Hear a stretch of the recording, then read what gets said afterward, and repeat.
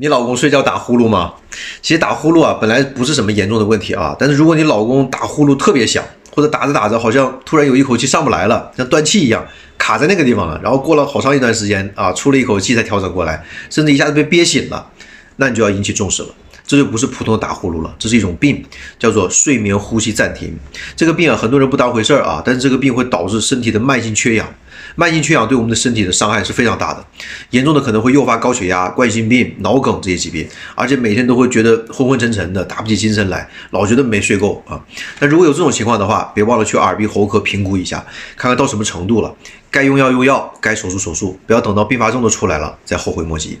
希望大家把这个视频转发给身边打呼噜的人，有问题的话尽早治疗。那么你的枕边人打呼噜吗？